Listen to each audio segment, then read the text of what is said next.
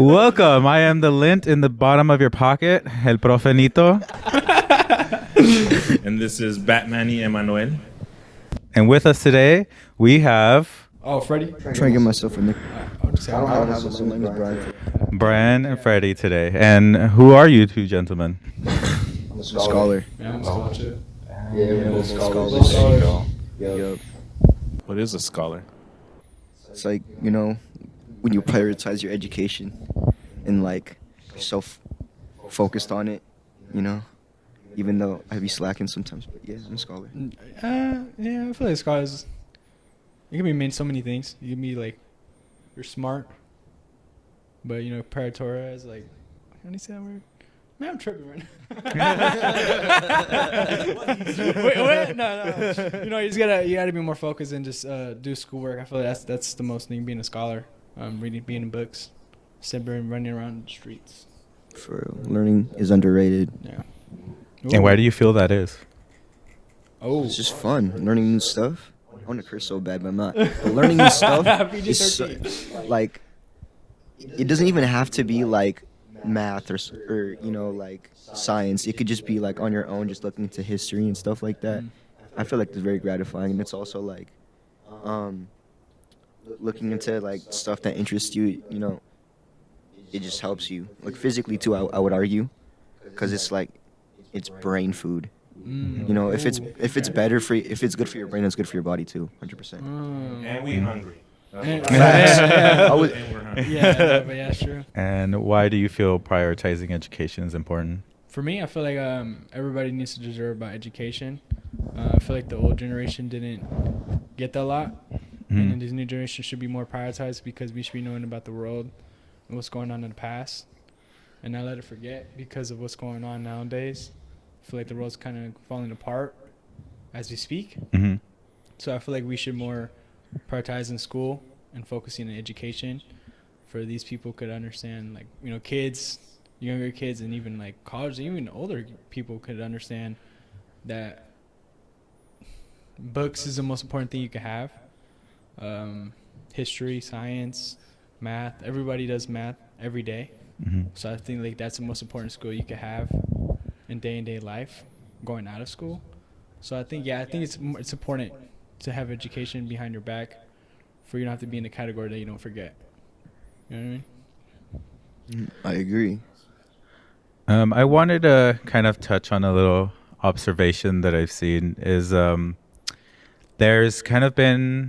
we do have a decade between Emmanuel, myself, and you two Jovenes. Right. And some things that I've been kind of hearing, especially from the younger group, is this idea that, college is kind of like something that's more for debt, or there's this wave of like less college like drive. Yeah. Because I think, kind of talking about, social media, there's this idea that you could make it without college education. I think so too. Have you been seeing that too, of like kind of a new group graduating high school don't feel like college is their thing? And then I've seen that a lot, actually, too. A lot of people being like, "Oh, college is scam, this and that," and I feel like it depends on the individual. Because like if you're going to college just to go to college and you don't even know what you're doing, and you don't even know if you even have your heart in what you're doing, of course you're wasting your time, because you don't even know what you want. But like if you know you want to take a certain direction, and that direction includes college, then go for it. You know what I mean? I feel like it's like stupid for people to be like, "Oh, it's literally a scam." It's not. It opens a lot of opportunities. You meet a lot of people. You have a lot of experiences. Yeah. So it's like, I don't know. I think that's pretty idiotic. Mostly Gary Vee calling you out. You suck. College benefits a huge portion of people. I'd argue. how about you, Fredy? Have you been seeing the same? That's the thing. I kind of go back and forth. It depends on if you really need it, because nowadays a lot of people for social media are getting more famous without just even going to college and just having a high school diploma. Right. And so, it depends on what force you want to do. If you want to be a doctor, you need to have a college degree. If you want to be a social media star, then just grab your phone, pick up your phone, and just do like 50-second videos, or just do what we're doing right now. You know what I mean? Yeah. Yeah, and you could get anywhere. And that's the cool thing about social media nowadays, that it's becoming more a bigger thing. You even see it in movies too. If you don't promote your movies and social media wise, it's gonna drop big time. Right. So I think mostly social media right now, day and age, is so big because everybody has a phone and everybody's on it. And so, yeah, anybody can make it. You put the work in, but I don't really think college-wise, it's cool now because I'm going to be going to college too soon. But I need that to be where I'm going to be at. Mm-hmm. You know what I mean?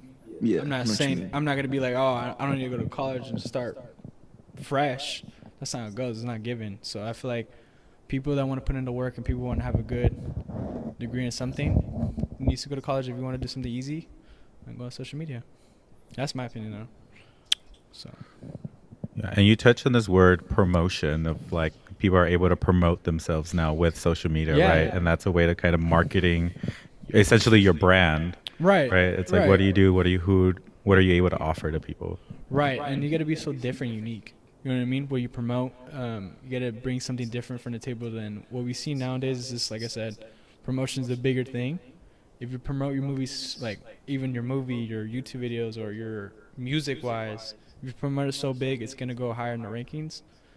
Then people don't promote stuff. Mhm. People don't, nobody even drops a trailer. Nobody drops nothing, or just don't even drop anything and just releases out of nowhere. It doesn't do really good because you don't promote it. You know what I mean? Mhm. Nowadays, it's about promotion, about marketing yourself, and now how to do it. You know what I mean? Mhm. So I think that's where a lot of people should, like I said, if you want to be social media and you want to do all that stuff, then focus into that, and maybe you can become successful. I mean, it depends on you if you're willing to put the work in. I wanted to highlight something that Brian had said because I think the conversation for so long, especially in our generation, was this like, you're going to college. Yeah. And that was the push that was made to say like, although college might not seem accessible to students of color, folks from low-income communities, things like that, they really wanted to push that narrative, right? So it was Right. like an expectation that you're going to college. But one of the things that Brian touched on, saying like, well, college isn't for everyone, right? And it does seem like a waste if you go to quote unquote a 4-year college or a college environment and you're not sure what you want to do yet, or you're not set up for that, and then it can feel like a waste, right? Because you might be waiting years and years to figure out what major to study. You might be trying to figure out what career path you want to take, and then it can feel like thousands of dollars go down the drain and you weren't able to make a decision, and that pressure's on you as the student to figure it out, right? Yeah, I think that gets talked about more now because more and more young people had to look at themselves and be like, well, what do I want to do? And if I don't have it figured out, what's my next option? Right. Right. Yeah. And I feel like, sorry, cut you off, but I just want to say, like, I feel like that's also partially the reason why people don't want to go no more. Because I also see certain parents push on their kids like, you're going to college. And I even seen it. My nephew's like 6 years old, right? And then my cousin was like, you're going to college. And I feel like that made me angry in the sense because he doesn't even know what college is. He doesn't know what it's for. Just wait. And on top of that, you don't even know what he like. Matter of fact, you don't even talk to your child. So it's like when you're saying things like this, it's like, I don't know. I don't necessarily agree with it, but it's not my child, so I can't really be like, yo, what's up with you? But I don't know. Like, I feel like it is kind of sad when people push it on their children, because like you should have been putting in the work yourself. Like, don't try to. I guess like I feel like sometimes people live through their children. Like, oh yeah, if you're doing good, then like that reflects on me, and it does. But it's like, I don't know. I just don't. I feel like it's a little inhumane. Are they doing it for themselves, or are they doing it for their parents? Right. Yeah. Right. That's Yeah. what it seems like. Yeah. Yeah, No, that for can be a sure. Yeah. comedic thing. Yep. For sure. What were you gonna say earlier? Yeah. What were you gonna say? I was gonna point to the fact that you said like people aren't ready, and I saw a headline recently that Gen Z is actually doing the community college route, which I completely agree because Right. your first 2 years are your generic classes that you have to take. Everyone has to take in order to graduate, Mm-hmm. and you could take them at community college for much cheaper or nothing at all. Right. You know, That discovery. you now that you're enrolled with Puede Academy, you too are able to get community college courses for free. Right. And that's technically the first 2 years of university that you could get for free. Wow. So there are methods now and easier ways to like figure out what you want to do, right? Take different classes in community college, get your general education out the way. So then your last 2 years are then now focused on your major and what you're actually there for. Right. I feel like community college, in my opinion, helps a lot of people out figuring out what they want to do. because I feel like the big universities, you're going to the big school like UW, USC, and it's all party houses. You know what I mean? That's what you see in the movies, or you see even TikTok. But is it really worth it though? You're gonna waste your education on partying all the time and going to these big schools when it might not even be worth it, and you could do it in a community school. It's less cheaper, maybe even closer to home. You can be working. You can have a schedule on your own. You know what I mean? I feel like community college is underrated in my opinion. A lot of people now, I see a lot of people taking that route, and that's good though. It's better than going to a 4-year school paying a big debt, and you got to pay all that back. And some people are still paying it nowadays. You know what I mean? And that's hard. You know what I mean? Hey, you know what I mean, right? Yep. And that's and I wish I could take the route, but how everything's going for me, it's going bigger, so I really can't do that route. I wish I could.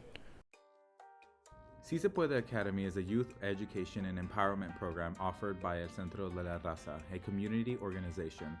Si Se Puede Academy aims to support and inspire young people to achieve academic success, develop leadership skills, and become positive contributors to their communities, focusing on promoting cultural pride and fostering a sense of community among its participants. The program provides a range of educational services and activities designed to empower students and promote their personal academic growth. For the most up-to-date information on the program, I recommend visiting El Centro de la Raza's official website or following us on Instagram, ECDLR_Si Se Puede Academy. Once again, ECDLR_Si Se Puede Academy. Well, I think pointing to the route that you're mentioning, I think is important because we're talking about maybe some students that might not be familiar with what they want to do, what they want to study, and things like that. Yeah. But going back to what you had said before about like if you're a doctor, you need to get a college education, right? Well, what you're trying to do and going into Hollywood, going into the film world, right? You know what you want to do when you're going to a school that's going to provide you that. So I think that's also a really good opportunity because one, it's unconventional. I don't think students are usually told in high school, hey, you can go to film school and work on doing these things like Fredy is, right? Like, you probably weren't really told about that. Did you have to go and investigate that on your own, or how did you find out about film school in the first place? That's a good question. I mean, film school was brought in the table after my car accident. So that was, I didn't think I was going to go to college. I wasn't going to graduate high school. So I was like, damn, I mean, I'm losing everything in one setting. Coming back from my car accident, I was out for a month. Didn't even know how to walk. Coming back, process everything for that week. The first week it was bad, and then later down the road, I get back to school. They didn't help me out. The school was just like, you got to do it on your own, and so that was a hard thing to do. And it was already next semester, and then I get an opportunity from you guys, and then everything just came from a blessing. Going to film school, got accepted, doing these big projects coming up in the next 2 years or just in a year alone. It's a blessing in disguise, and that's me finding a film school was cool because I sent a script to them, and they really liked my work. And so I was looking for myself in Hollywood, but I was going to look for something in Canada, somewhere just out of state. And I was looking for some here in Seattle too, but none of them caught my eye like that one did. That was because it was in Hollywood, and all the big studios are there. So it's a bigger chance to be where you to get a job. So I was like, okay, well, they give me the call and they're like, you're accepted. And I was like, all right, cool, let's get it on. And so, I mean, you just gotta look for it, You gotta look for what you want in life. That's the part of it. That's the cool thing about life. You gotta look for stuff, or not. It's not gonna come too easy. Yeah. You know what I mean? Take those risks. Take those risks. Yep. Put yourself out there a little bit. Yep. What are you gonna do, Brian? What am I gonna do? Yeah. What do you think about doing? Bro, I'm gonna be honest with you. I started rethinking everything. Really? Yeah, I was telling everybody like, yeah, I'm thinking about going into the medical industry because I really do like it a lot. It's like one of the best jobs I've ever had. Okay. You get a lot of gratification out of helping people. Right. But at the same time, my heart's always been into music. So, I don't know. I'm thinking about. I had a therapist tell me that I could really go into college for music production. Sure. And that's like, I'm so good at music production already on my own. You know what I mean? Yeah, you should. Yeah. So I mean, I've been thinking of just taking that route. Yeah. And then on top of that, I'm not really looking towards like, I don't necessarily care really about fame, to be honest. I'm more like, I don't know. I guess I just want to be like happy with myself. Yeah. And like live comfortably. Yeah. And then like, and if anything, I'm fine like just like producing for like shows or movies or something, Yeah. and having my own little thing on the side. And on top of that, like I feel like the surge of like so many artists, the surge of like artists out of nowhere just blowing up, and it doesn't even have to be that big. Like I've seen a lot of underground artists blow up, and then it honestly does give me a lot of faith in myself, because like they were just like me. They were just like, yeah, I want to do this, but it seems like it's probably not even a possibility. You know what I mean? Yeah. And I don't know. I guess the scary part too is just like just going for it. To be honest, just because like there's part of me that's like what if I don't succeed, or what if like after all this isn't what I want. Right. But I feel like it is though. That's the thing that's hard about it. Yeah. But like I don't know. I feel like I'm dancing around that. Well, it's like a little bit better to like live with the knowing that you tried, and if you failed, but you at least did it, versus living with that regret of what if I would have done this, right? And before I forget, I met someone at a tabling event that they're through a program called Bloodworks, and they partner with like health clinics that do like blood drive events, but they put on concerts at the same time. And when I thought about that, thought about you, so we can follow up with them, because that might still be able to anchor the two things that you like, which is the medical field and music production. At the same time, it's a organization, a foundation that was founded by Macklemore, and apparently he works with like clinics in the area to do that. And so they're trying to come and do a blood drive here. So we're trying to coordinate that. So the more we talk with them about that, please remind me to help connect you with them, because I feel like you would be a perfect fit for them. Oh yeah, that'd be good. I feel like I am too. Yeah. Thank you so much. Yeah. I was just like, wait a minute, he's talking, and I'm like, oh my god, I just remembered that. Wow. I met this person good, though. literally a Hey, couple see what weeks I mean? ago. So yeah. Yeah. Some nice realizations that sometimes you feel like it's either music or medical, and it's just like, no, why does it have to be one or the other, where you could do both? Right. And you could see, right, you're in the if, like, what if I did this, what if I did that? But if you are able to pursue both, then you could see which one hits, which one, as you get older and more experiences under your belt, more education, more projects under your belt, that's when you start realizing and settling in. I'm like, this is it, Yeah. and you start finding it as you go. So don't feel it's one or the other, why not both, Right. Yeah. It's true. I have that habit of like thinking that I have to like stick with one thing and run with it, but I could do multiple things. I don't think you're the only one, too. Sorry, I just stepped on your shoe.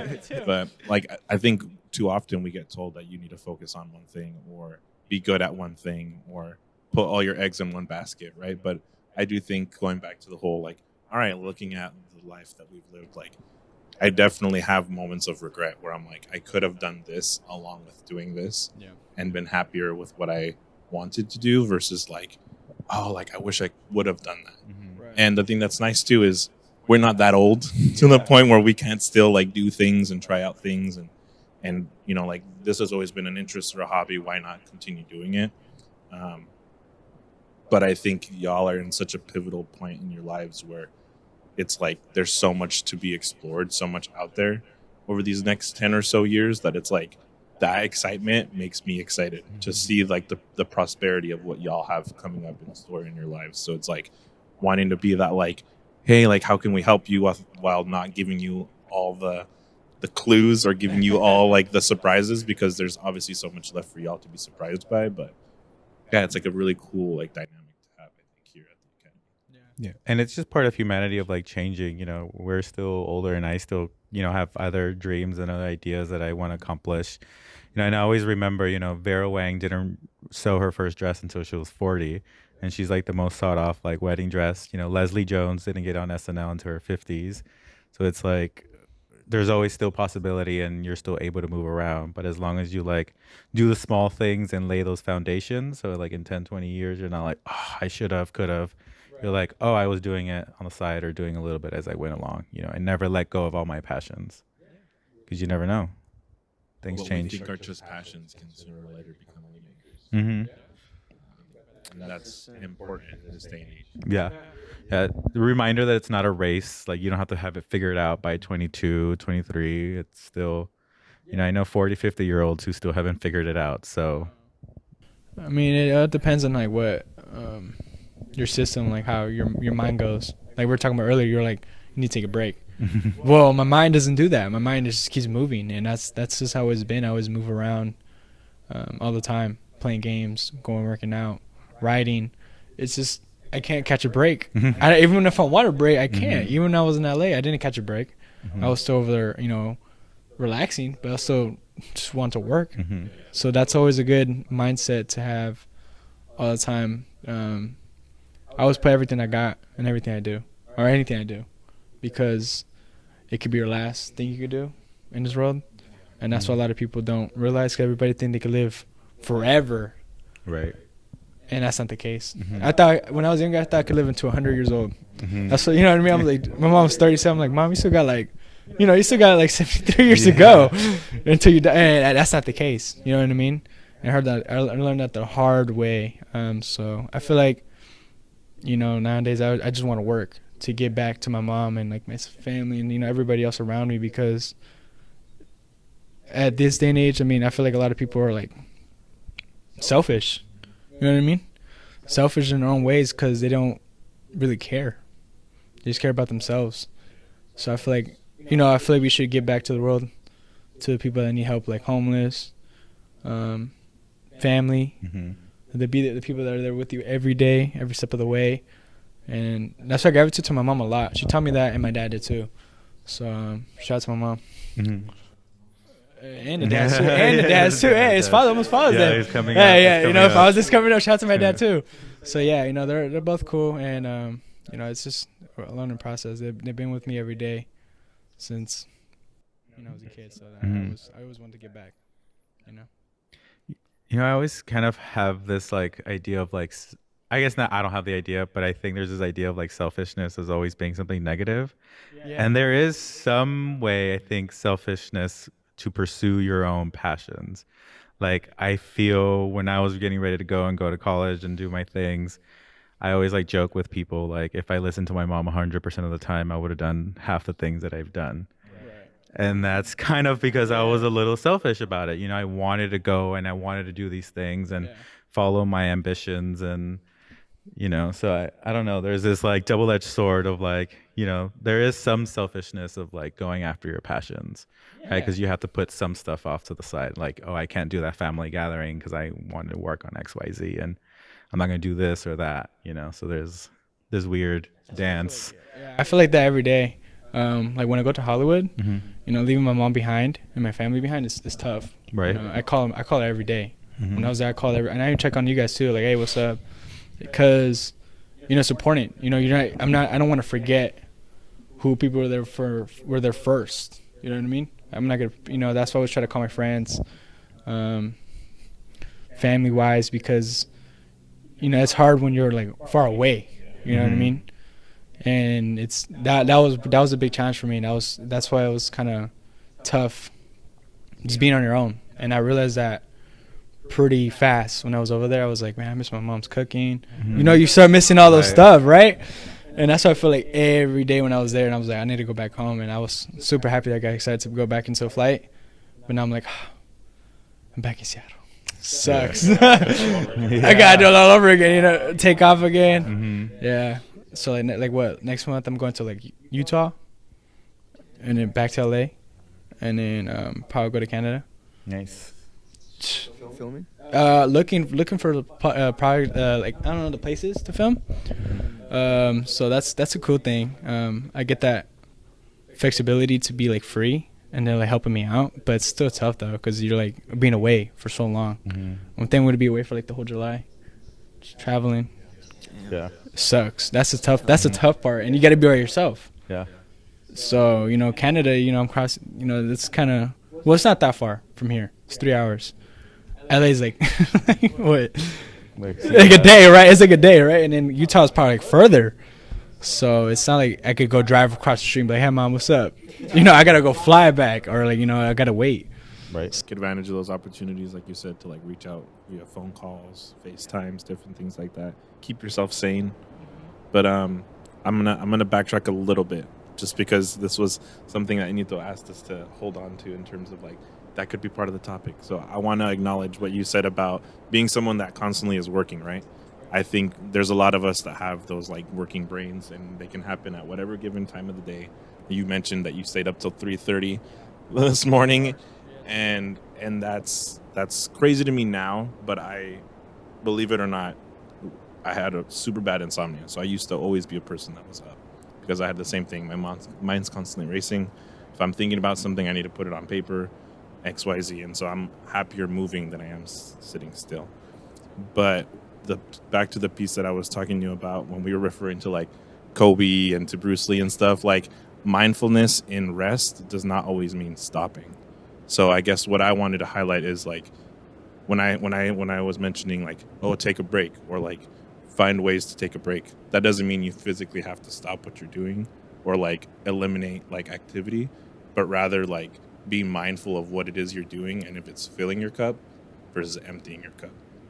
Because at the end of the day, there will be a point, like no one's battery goes forever, unfortunately. Yeah. And there will be a point where you're going to like reach a wall or a burn and you're just going to be like, I have nothing left to give. Like, how do I, and you'll want to. That's the tough thing. I feel like it's one of those, like, you want to keep working when you have that mindset, but that's like certain people call it burnout in like certain professions. Certain people call it like I'm just gassed, right? Like there's so many ways to describe it, but those that take the opportunity to do like active rest, which sounds like an oxymoron because activity and rest shouldn't be the same thing, but like even taking mindfulness behind rest is super important. That doesn't have to look like naps all the time, but it can be like talking to your mom, right? Like if that brings you joy and comfort, that can be active rest during those times that you're like constantly doing something.